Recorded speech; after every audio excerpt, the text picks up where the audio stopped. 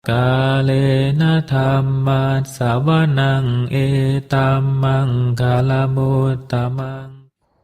Part 7. Judul buku Bunga Rampai Ceramah Dhamma Retret Intensif Meditasi Satipatthana oleh Sayadaw Uzatila di ISMC Bakom Indonesia 1 Maret sampai 7 April 2020.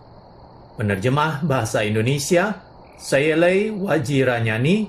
Penyunting Bahasa Indonesia Pyong Tet Mui. Perancang sampul dan foto sampul Tim Yasati. Cetakan pertama Oktober 2022. Hak cipta Copyright 2022 Yayasan Satipatthana Indonesia Yasati. Penerbit Yayasan Satipatthana Indonesia. Layanan pembaca Indonesia Satipatthana Meditation Center ISMC Jakarta, Jalan Nusaraya Blok AA1 Nomor 1, Citra 1 Extension Kalideres, Jakarta Barat, Indonesia. Indonesia Satipatthana Meditation Center ISMC Bakom, Dusun Baru Limus, Kampung Bakom, Kelurahan Cikancana, Kecamatan Sukaresmi, Kabupaten Cianjur, Puncak, Jawa Barat, Indonesia. Buku ini tidak diperjualbelikan untuk dipersembahkan sebagai dana dhamma dari meditator dan umat Yasati dalam maupun luar negeri. Pada video part 7 ini, saya akan membacakan bagian 7 atau bab 7 dari buku ini, yaitu Kaya Anapana. Pada malam hari ini, Sayadaw akan melanjutkan ceramah Mahasatipatthana Sutta tentang Kaya Anapana, yaitu mengamati tubuh melalui nafas masuk dan keluar, kembang kempis sebagai objek dasar. Para biku, bagaimana caranya mengamati tubuh sebagai mengamati tubuh? Biku di sini adalah para biku yogi. Mereka pergi ke hutan, berada di bawah pohon atau di tempat yang sunyi, duduk bersilang kaki dan tubuh bagian atas tegak. Ini untuk para yogi pemula ketika akan mempraktekkan meditasi perhatian murni. Yang pertama, harus pergi ke hutan, kemudian berada di bawah pohon, dan pergi mencari tempat yang sunyi. Mereka memerlukan tempat yang sunyi, seperti senter, tempat meditasi di hutan, atau di bawah pohon. Tetapi, ketika Anda telah mengetahui bagaimana cara mempraktekkan, maka Anda bisa melakukannya di mana saja. Sekali lagi, sebagai pemula, Anda harus pergi mencari tempat seperti di atas untuk mempraktekkan perhatian murni. Ketika Anda akan melakukan meditasi duduk, silangkanlah kaki Anda. Ketika menyilangkan kaki Anda, janganlah terlalu tegang. Jika terlalu tegang, akan segera menimbulkan rasa sakit. Jadi, silangkanlah kaki Anda dengan nyaman. Dengan cara itu, Anda bisa melakukan meditasi duduk dan Anda akan bisa membangun konsentrasi dengan baik. Ketika Anda terlalu cemas karena menyilangkan kaki terlalu tegang, ini akan menimbulkan rasa sakit. Jadi, ketika Anda melakukan meditasi duduk, lakukanlah dengan menyilangkan kaki secara baik. Tidak terlalu tegang, tetapi juga tidak terlalu santai. Lalu, tegakkanlah tubuh bagian atas Anda. Pejamkan mata dan letakkan tangan di pangkuan. Ini untuk meditasi duduk. Setelah Anda memejamkan mata, menyilangkan kedua kaki, dan meletakkan tangan di pangkuan, Anda harus bernafas dengan berperhatian murni. Ketika Anda menghembuskan nafas, Anda berperhatian murni. Menarik nafas juga berperhatian murni. Buddha bersabda bahwa ketika Anda bernafas, Anda tahu apakah nafas masuk atau nafas keluar, itu panjang atau pendek. Kadang-kadang Anda melihat nafas masuk dan keluar dari awal, pertengahan, sampai pada akhirnya. Ketika Anda melihat, gerakan kembang dan kempis menjadi sangat lembut. Pada waktu Anda sedang melakukan meditasi duduk, Anda tidak perlu melakukan pencarian apapun. Ketika Anda melakukan meditasi duduk, Anda tidak usah mencari apakah nafas keluar masuk ini panjang, apakah nafas keluar masuk ini pendek. Anda hanya perlu mengamati gerakan kembang dan kempis dari awal, pertengahan, dan akhirnya. Ketika Anda memiliki perhatian murni, Anda akan melihatnya. Anda melihat atau Anda mencari, itu adalah hal yang berbeda. Ketika Anda melakukan pengamatan terhadap gerakan kembang dan kempis, Anda akan melihat bahwa gerakan itu adalah gerakan yang panjang. Anda melihatnya sebagai panjang ataupun pendek. Ketika Anda melihat, Anda mengamati gerakan kembang dan kempis ini. Anda melihat dari awal sampai akhir. Gerakan kembang dan kempis ini akhirnya menjadi lembut misalnya. Pada saat Anda melihat misalnya nafas itu masuk dan keluar, Anda melihat secara berbeda dengan gerakan kembang dan kempis ini. Anda tidak perlu melakukan pencarian. Anda hanya perlu melakukan pengamatan terhadap gerakan kembang dan kempis setelah Anda memejamkan mata. Anda harus bernafas secara normal. Anda jangan melakukan pengamatan di hidung, juga jangan mengikuti aliran udara dari hidung sampai ke perut. Anda jangan memperhatikan di area dada. Ketika nafas itu masuk, maka perut ini akan mengembang. Ketika menghembuskan nafas keluar, perut Anda mengempis. Anda bisa melihat pergerakan perut Anda sebagai kembang dan kempis. Ketika Anda melihat gerakan kembang dan kempis ini, Anda harus menamainya, mengucapkan kembang dan kempis dalam hati. Sebagai pemula, pengucapan atau pelabelan ini akan mendukung, lebih membangun konsentrasi Anda. Pada waktu nafas masuk dan keluar, terjadi gerakan kembang dan kempis. Anda hanya harus melakukan pengamatan terhadap kembang dan kempis ini. Kadang-kadang, Anda melihat gerakan kembang ini panjang. Kemudian, Anda juga melihat bahwa gerakan kempis yang panjang. Kadang-kadang, kembang terjadi pendek, demikian pula kempis juga pendek. Itu adalah pengalaman yang Anda lihat. Anda kadang-kadang melihat, mungkin kembang, kemudian berakhir. Lalu, kempis, berakhir. Inilah pengalaman Anda. Anda melihat gerakan kembang kempis menjadi lembut, kemudian mengecil. Jika Anda sudah terampil, Anda tahu bagaimana cara melakukan pengamatan. Anda akan bisa melihat pengalaman-pengalaman itu dalam waktu dekat, beberapa jam atau dalam hitungan hari.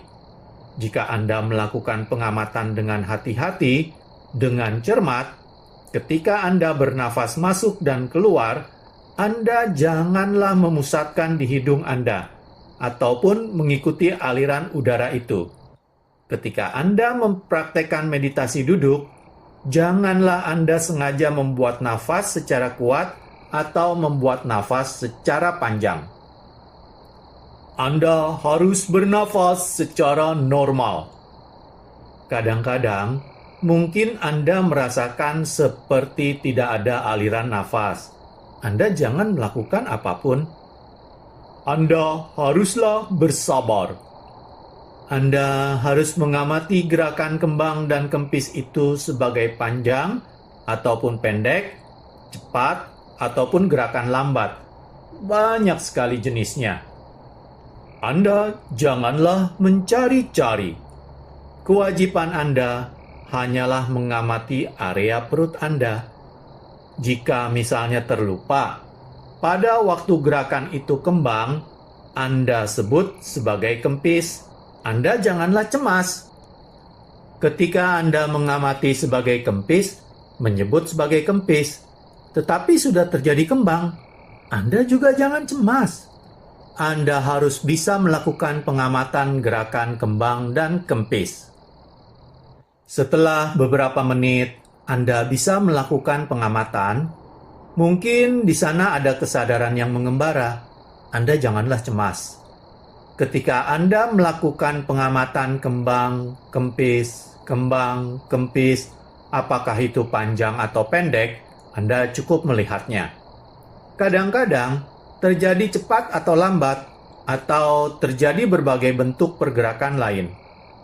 Anda tidak usah mengatur nafas Anda. Anda janganlah tegang. Anda janganlah cemas. Sepanjang Anda menyadari semuanya baik-baik saja, dalam meditasi duduk, Anda melakukan pengamatan secara terus-menerus tanpa jeda. Anda janganlah bertanya-tanya atau ragu-ragu. Anda jangan bertanya-tanya atau berpikir. Jika Anda bertanya atau berpikir, maka pencatatan atau pelabelan Anda tidak betul-betul pada saatnya. Ketika Anda banyak bertanya atau banyak keraguan, maka akan sulit bagi Anda untuk mengalami kemajuan. Anda harus sabar melakukan pengamatan terhadap gerakan kembang dan kempis ini. Sekali lagi, janganlah mengikuti nafas dari hidung sampai ke perut Anda. Kalau Anda tahu bagaimana cara melakukan pengamatan, meditasi ini menjadi sangat mudah.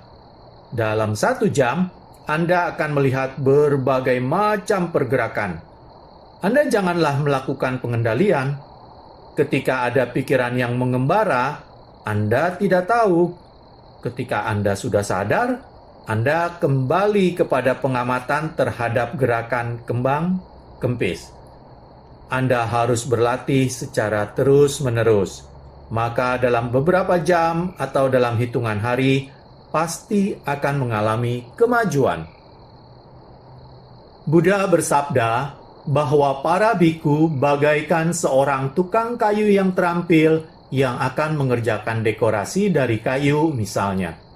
Ia mengetahui harus memotong panjang ataukah pendek. Misalnya akan membuat rupang Buddha. Jika tidak berhati-hati, dekorasi itu akan rusak. Ketika akan membuat rupang Buddha, apakah dari kayu atau dari batu, haruslah dilakukan dengan berhati-hati. Buddha mengatakan, para biku haruslah seperti tukang kayu yang terampil. Ketika akan membuat dekorasi, apakah dari kayu atau dari batu. Saat mengerjakan dekorasi itu, haruslah dikerjakan secara hati-hati. Demikian pula para biku. Ketika melakukan pengamatan, haruslah dilakukan dengan cermat dan berhati-hati. Harus cermat dan berhati-hati untuk mengetahui apakah gerakan itu panjang atau pendek. Harus mengetahui dari awal, pertengahan, sampai akhir. Apakah lembut, lancar, atau halus. Cara pengamatan haruslah dilakukan seperti itu, agar bisa mendapatkan konsentrasi yang lebih baik dan lebih baik. Ketika melakukan pengamatan terhadap gerakan kembang dan kempis ini, Anda akan melihat pergerakan. Pada awal meditasi, kesadaran Anda akan kesana kemari. Sekarang, Anda mampu melihat gerakan kembang kempis ini secara lebih rinci. Misalnya, ketika ada pikiran yang mengembara, Anda segera mengetahuinya. Meditasi Anda sudah mengalami kemajuan. Memang di awal cukup sulit, tetapi Anda akan bisa melihat pergerakan ini. Di sini memang hanya disebutkan panjang, pendek, atau lembut.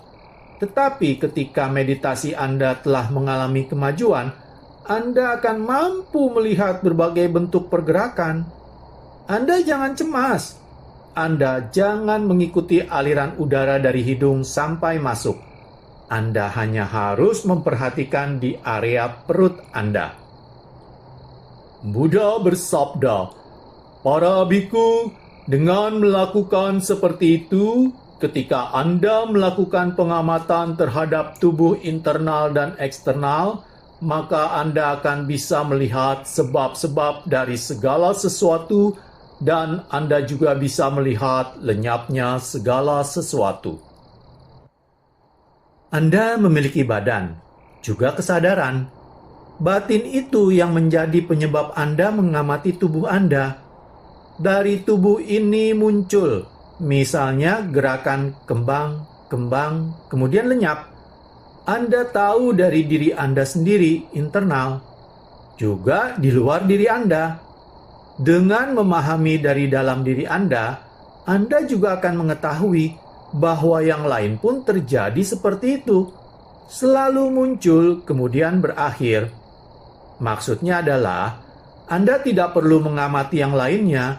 Anda cukup tahu saja. Anda tahu bahwa semuanya itu sesungguhnya muncul dan lenyap. Anda akan melihat adanya anicca, dukkha, dan anatta dalam tubuh ini. Anda juga akan memahami bahwa sesungguhnya semua makhluk juga mengalami seperti itu. Anda tidak perlu melakukan pengamatan terhadap yang lainnya. Cukup Anda melakukan pengamatan dari dalam tubuh Anda saja. Ketika Anda melakukan pengamatan, maka Anda akan melihat tubuh saja. Kembang kempis itu hanya tubuh. Kemudian ada perhatian murni. Pada saat itu, Anda juga akan bisa mengembangkan pengetahuan. Ketika Anda berperhatian murni, Anda mengamati gerakan kembang kempis. Anda akan melihat bahwa mereka itu sesungguhnya muncul, kemudian lenyap. Ketika Anda mengamati dalam tubuh Anda, sesungguhnya semua itu juga akan menuju kelenyapan. Ketika ada perhatian murni, Anda akan memperoleh pengetahuan vipassana juga. Sebelumnya, Anda tidak bisa melihat bahwa segala sesuatu itu muncul kemudian lenyap. Karena dalam diri Anda ada tanha, ada mana, ada ditthi. Di sana Anda memiliki pengertian bahwa ini adalah tubuhku. Tetapi ketika Anda bisa melihat, sesungguhnya nafas masuk dan keluar ini selalu berubah. Mereka itu datang dan lenyap, muncul dan lenyap. Pada saat itu, Anda memiliki pengetahuan pandangan terang. Saat itu, Anda tidak memiliki kemelekatan, tidak ada tanha, tidak ada mana, tidak ada ditthi. Anda tidak akan memiliki kemelekatan terhadap apapun. Di saat itu, Anda mulai melihat, dan kemelekatan pun akan berkurang dan berkurang. Akhirnya, jika Anda betul-betul bisa melihat secara lengkap pada muncul dan lenyap ini, tidak ada lagi kemelekatan terhadap tubuh atau dunia ini. Tidak ada tanha, mana, ataupun ditthi. Anda akan melihat bahwa sesungguhnya Anda tidak bisa melakukan kendali terhadap tubuh ini. Maka pada saat itu kemelekatan Anda akan melemah dan melemah. Demikian juga rasa takut, kebencian, dan kemarahan akan berkurang. Anda akan melihat anicca, dukkha, dan anatta.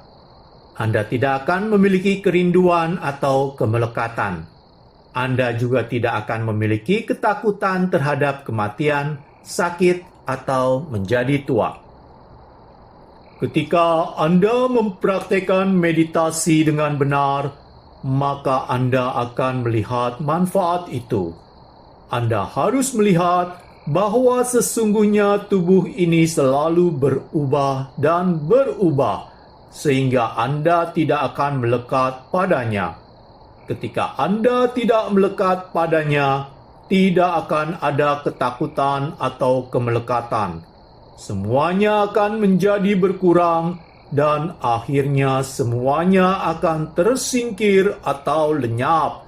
Itulah yang disebut dengan Vimutti. Pada saat Buddha mengajar, beliau mengajarkan dengan cara yang sangat sederhana.